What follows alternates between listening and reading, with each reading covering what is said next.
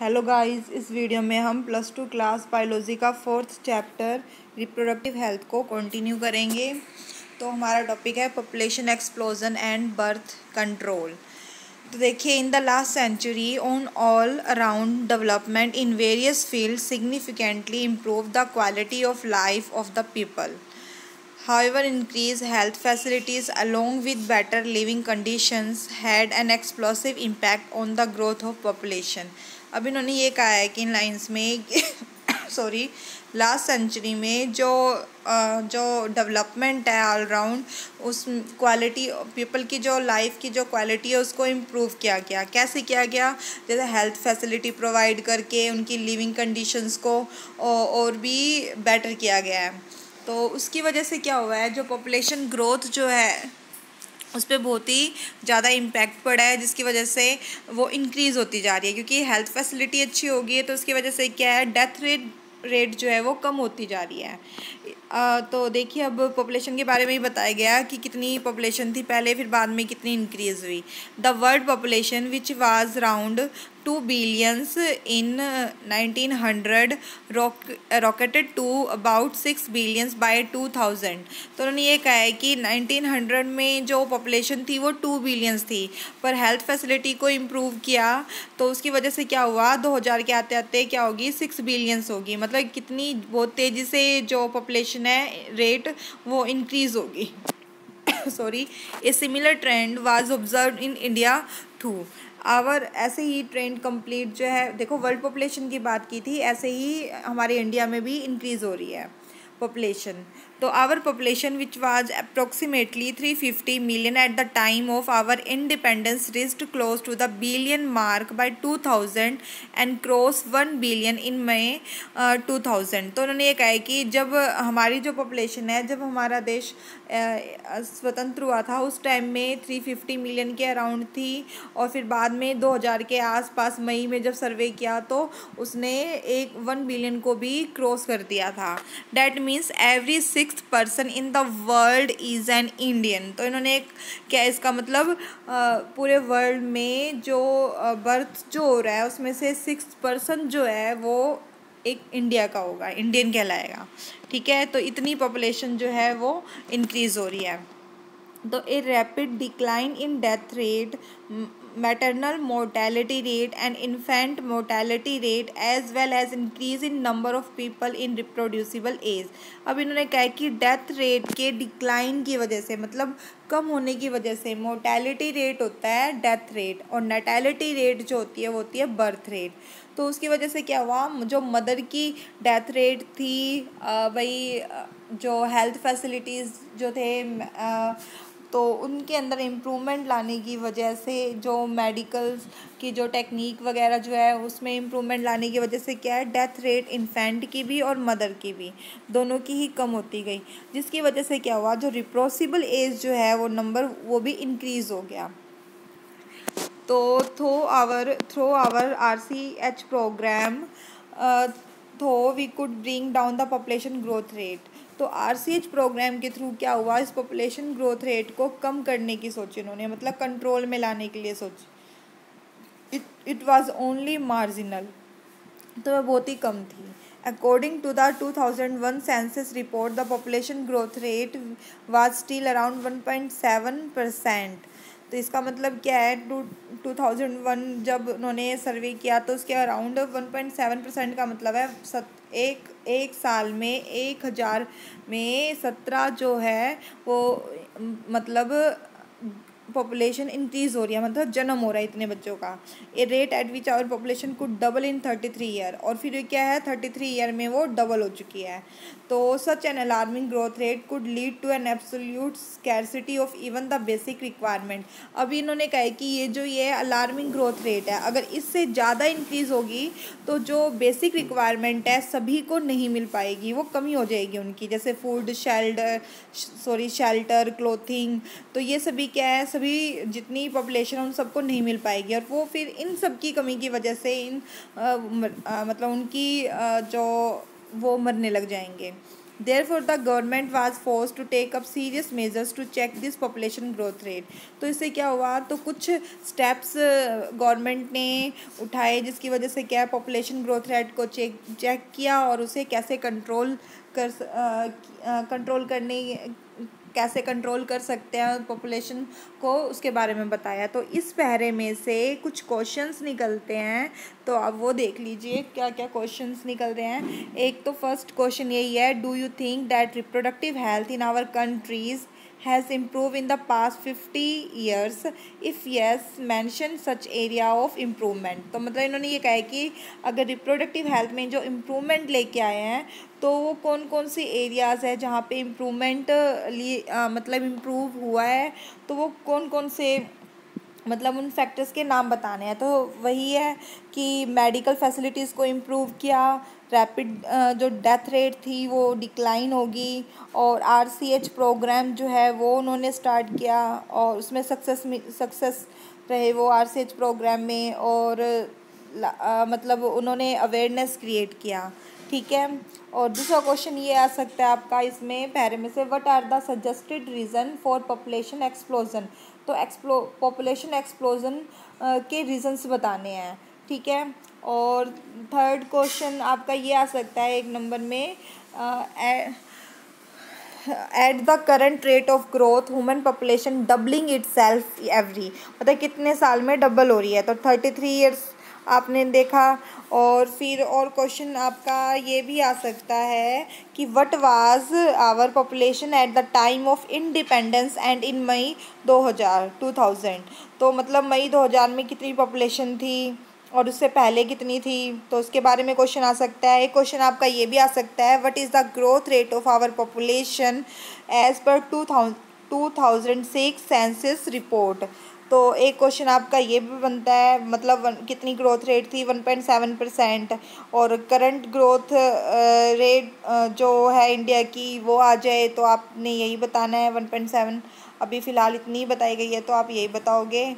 और growth rate होती क्या है ये भी आ सकता है। तो ग्रोथ रेट क्या है, एनुअल एवरेज ग्रोथ रेट, मतलब पूरे साल में कितनी इंक्रीज़ हो रही है उसकी एवरेज को हम क्या बोलते हैं, पॉपुलेशन ग्रोथ रेट कहते हैं। तो इतने क्वेश्चन आपके बनते हैं, आई होप आप समझ गए होंगे।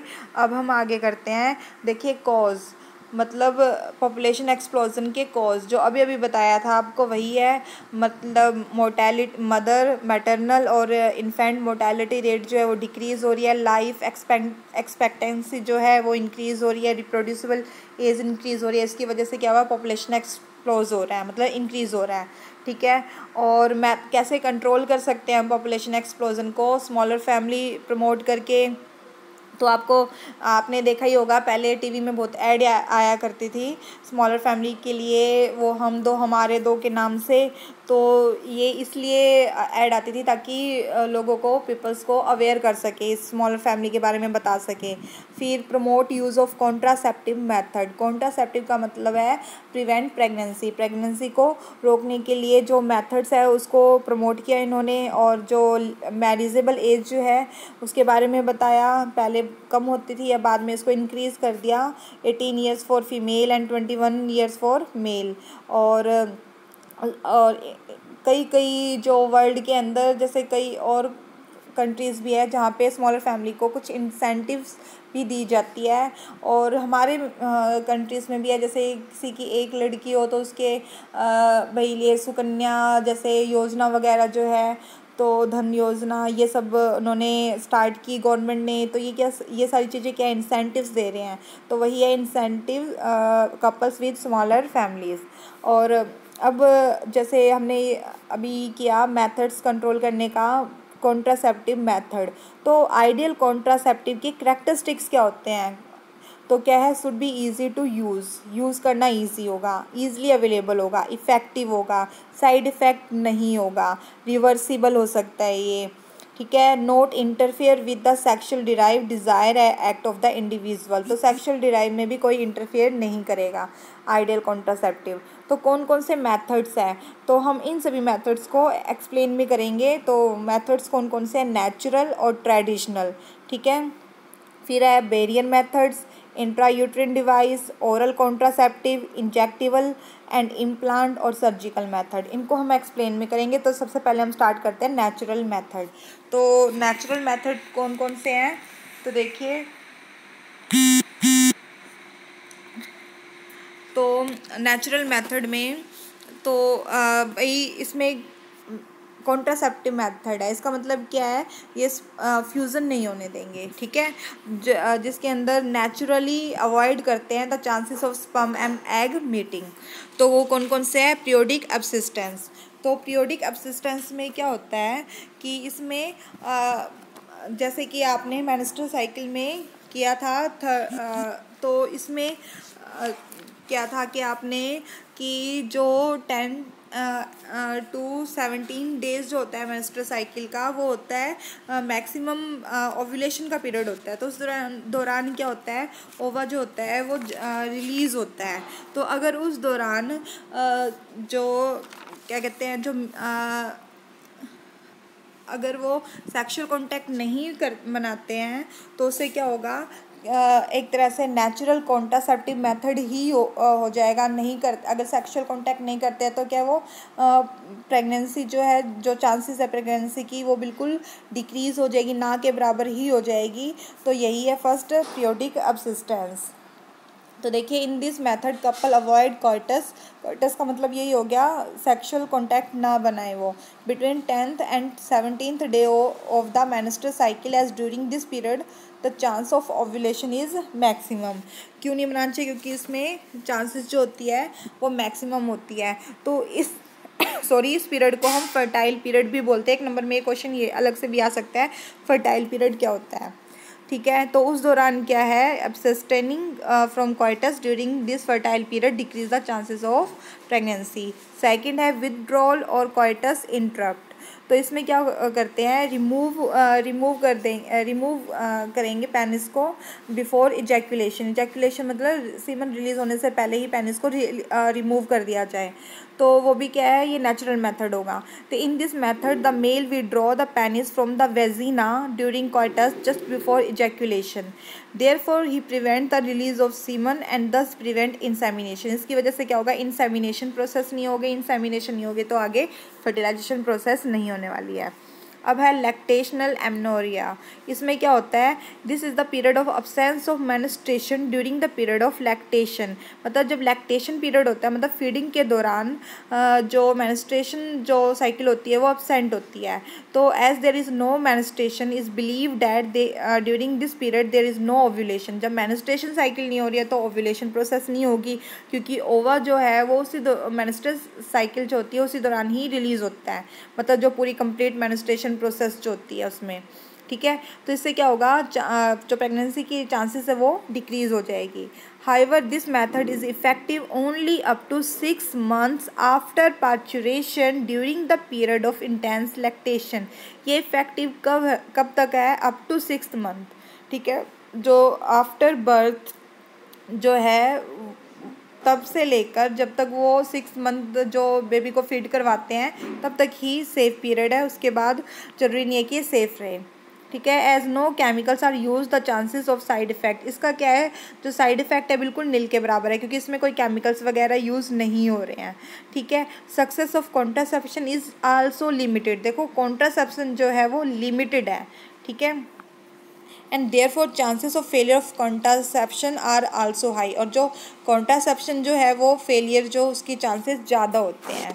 मतलब ये कंप्लीट नहीं है कि भाई कंप्लीट ये कॉन्ट्रासेप्टिव भाई हाई कॉन्ट्रासेप्टिव मेथड है, ऐसा नहीं है। पर हाँ ये है कि इन सब अगर इन सब का हम ध्यान रखें तो कुछ हद तक ये मतलब प्रेगनेंसी को प्रिवेंट कर सकता है। अब नेक्स्ट है बेरियर मेथड। इस बेरियर मेथड में क्या होगा, भाई इस मेथड में यही है, sperm and ovum are physically prevented from meeting with the help of barrier. Barrier की हेल्प से इनको मीट नहीं करने देते हैं, इसलिए इसको हमने बेरियर मेथड बोला है। तो फर्स्ट है कॉन्डोम्स। तो बेरियर में कि मतलब किन चीज़ से मिलके बना होता है उसके बारे में बताया है। थिन रबर और latex sheet that cover the, अब इसमें होता क्या है अब उसके बारे में बता रहे हैं। तो जो ये शीट जो होती है वो कवर कर देती है पेनिस को in male and the cervix in female. तो ये डायग्राम दिखा रखा है मेल के लिए और फीमेल का, फीमेल के लिए जो कॉन्डोम है उनका डायग्राम दिखाया हुआ है। और कुछ करेक्टरिस्टिक्स हैं आगे और वो देखते हैं हम। Both male and female condoms are disposable, dispose कर सकते हैं ईजिली, ठीक है। As use of condom prevent contact of genital fluid, it also help in preventing sexual transmitted disease. देखिए कॉन्ट्रासेप्टिव मेथड की तरह तो ये यूज़ हो ही रहा है, साथ में ये सेक्शुअल ट्रांसमिटेड डिजीज़ से भी प्रिवेंट कर रहा है, ठीक है। तो रीयूजेबल बैरियर लाइक डायफ्राम और cervical caps and vault are inserted in the female cervix during coitus to prevent the entry of sperm through the cervix. तो उन्होंने ये कहा है कि ये कुछ फीमेल जो यूज़ करती हैं उनके बारे में बताया है और वो कैसे प्रिवेंट करता है एंट्री को, ये इसके बारे में बताया है। तो इसके साथ spermicidal cream jellies and foam are use with this barrier to increase the efficiency of this method. तो अगर इसके साथ साथ स्पर्मिसाइडल क्रीम जेलीज और फोम का यूज़ करते हैं तो वो जो एफिशिएंसी पावर जो है वो उसको एनहांस कर देती है, इंक्रीज़ कर देती है। थर्ड आता है, फर्स्ट था नेचुरल मेथड, सेकंड था बैरियर, अब थर्ड हम कर रहे हैं इंट्रा यूट्राइन डिवाइस। तो इंट्रा यूट्राइन डिवाइस देखो इसमें क्या होता है, यूट्रस के मतलब इसके अंदर यूट्रस में इंसर्ट करते हैं, ठीक है, इसलिए इसको इंट्रा यूट्राइन डिवाइस बोला है। This device are inserted into the uterus by the doctors और एक्सपर्ट जो नर्स होती है उनके थ्रू ही इंसर्ट करवाया जाता है थ्रू द वेजाइना। अब आगे देखिए कितने टाइप के होते हैं, टाइप्स आते हैं अलग से, तो अच्छी तरह से समझिए, ठीक है। तो non medicated intrauterine device, copper releasing intrauterine device, third है हार्मोन रिलीजिंग, ठीक है। तो नॉन मेडिकेटेड में कौन कौन से हैं, लिप्स लूप और लिप्स लूप आते हैं। ये क्या करते हैं, इंक्रीज फैगोसाइटोसिस ऑफ स्पर्म को ये किल कर देते हैं, इंक्रीज कर देते हैं, मतलब स्पर्म जो है वो अलाइव ही नहीं रह पाता। अब स्पर्म अलाइव नहीं रह पाएगा तो क्या है, फ्यूज़न नहीं हो पाएगा, ठीक है। सेकंड है कॉपर रिलीजिंग, तो उसमें एग्जांपल कौन कौन से हैं, कॉपर टी, कॉपर 7, मल्टीलोड 375। ये क्या करते हैं, मोटेलिटी को, स्पर्म की मोटेलिटी को डिक्रीज़ कर देंगे, मतलब जो उनकी मूवमेंट होती है वो कम हो जाती है, जिसकी वजह से क्या होता है भाई मतलब ओवा रिलीज़ होना और स्पर्म का मीटिंग नहीं हो पाता है साइमल्टेनियस। तो फिर नेक्स्ट है हार्मोन रिलीजिंग, तो वो कौन कौन से है, प्रोजेस्टेट, LNG-20। तो ये क्या करते हैं, ये यूट्रस को अनसूटेबल कर देंगे इम्प्लांटेशन के लिए। इम्प्लांटेशन नहीं हो पाएगी तो क्या है, फिटस डेवलपमेंट नहीं हो पाएगी और उससे आगे जो है जो प्रेगनेंसी है आगे कंटिन्यू नहीं रह पाएगी, ठीक है। ये कुछ डिवाइस थे, इनके एग्जाम्पल आते हैं, अलग से आ सकते हैं और क्या फंक्शन करते हैं वो आ सकता है। अब आगे है, this device are ideal contraceptive for the female for family planning and are among the most widely use method of contraception. तो जो ये इंट्रायूट्राइन डिवाइस जो होते हैं कॉपर टी वगैरह, इसको सबसे ज़्यादा यूज़ किया जाता है कॉन्ट्रासेप्शन के रूप में। तो अब आता है नेक्स्ट ओरल कॉन्ट्रासेप्टिव। तो ओरल कॉन्ट्रासेप्टिव में क्या होता है, मतलब इसमें टैबलेट के रूप में लेते हैं ये, ठीक है। This involve the oral administration of progesterone या प्रोजेस्टेरोन और एस्ट्रोजन। उसमें जो भाई पिल्स के अंदर किसका अमाउंट होता है तो उनके नाम बताएं, ये प्रोजेस्ट्रोजन और एस्ट्रोजन, इन दोनों का कॉम्बिनेशन होता है पिल्स में, ठीक है। तो ये कैसे ले रहे हैं, कैसे लिया जाता है, तो वो बता रहे हैं, they are used by female for a period of 21 days starting with in the first 5 days of the menstrual cycle. Menstrual cycle के पहले 5वें दिन से ही स्टार्ट किया जाता है और 21 दिन जो है वो कंटिन्यू लिया जाता है। After a gap of 7 days, बस 7 दिन के गैप के बाद द साइकिल इज़ रिपीटेड, दोबारा साइकिल रिपीट होगी until the female wish to conceive. और फिर अगर वो भाई नहीं चाहती है कंसीव करना तो इसको फिर से रिपीट स्टार्ट कर देंगे 7 दिन के बाद।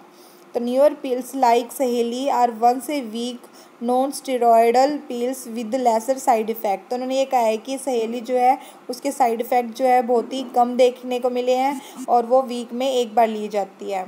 तो these pills work by inhibiting ovulation, ये क्या करते हैं, ये ओव्यूलेशन को इनहिबिट कर देते हैं और इम्प्लांटेशन को रोक देंगे, as well as altering the quality of cervical mucus to retard और prevent the entry of sperm. इससे क्या है, वो स्पर्म की जो एंट्री जो है उसको कम कर देंगे और प्रिवेंट कर देंगे। इस प्रकार क्या है, ये कॉन्ट्रासेप्टिव की तरह ये यूज़ किए जा रहे हैं, मतलब प्रेगनेंसी को ये प्रिवेंट कर रहे हैं। अब हम नेक्स्ट वीडियो में आगे कंटिन्यू करेंगे। आई होप आप समझ गए होंगे। Thank you.